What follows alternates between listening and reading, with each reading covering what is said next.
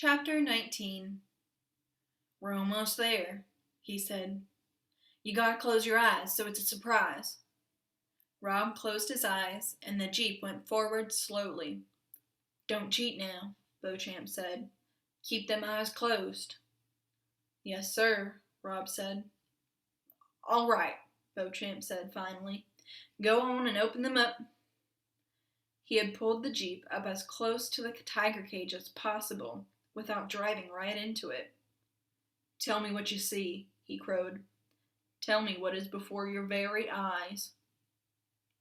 A tiger, said Rob. He let his mouth drop open. He tried to look excited and amazed. Damn straight, said Beauchamp. King of the jungle, and he's all mine. Wow, said Rob. You own him? That's right, said Beauchamp. Fellow I know owed me some money. Paid me with a tiger. That's the way real men do business. In tigers. He come complete with the cage. The toothpick in the side of his mouth danced up and down. Beauchamp put a finger up to steady it into silence.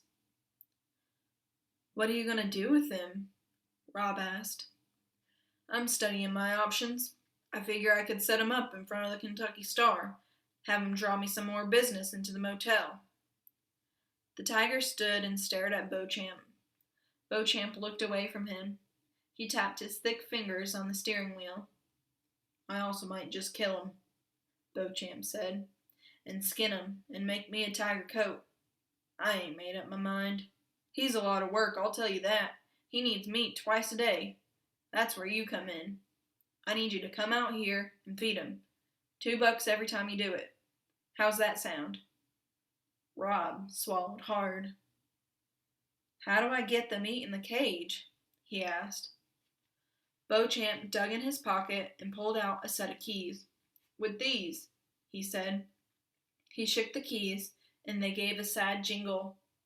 Don't pay no attention to the big keys. They're for the locks on the door. Open them up, and that tiger will get out and eat you for sure. You understand? I ought not to give you the whole set, but I know you won't open up that door, right? You ain't no fool, right?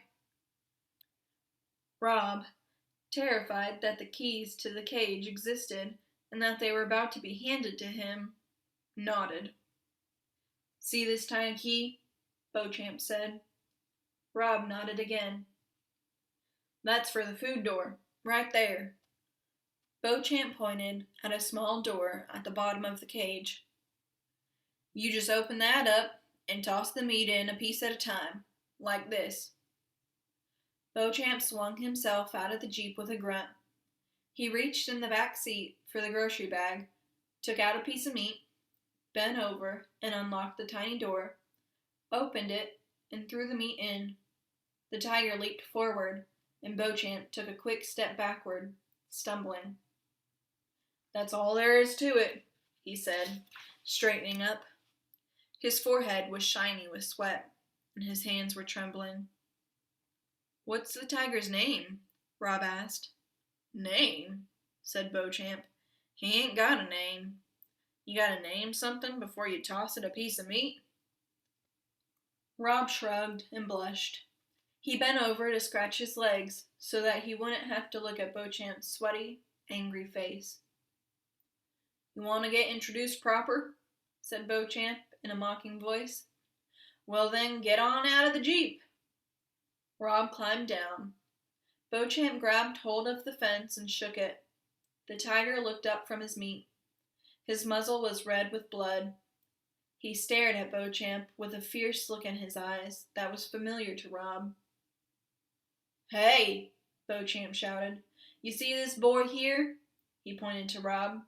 He's your meal ticket, not me. It's this boy. He's got the keys now. Understand?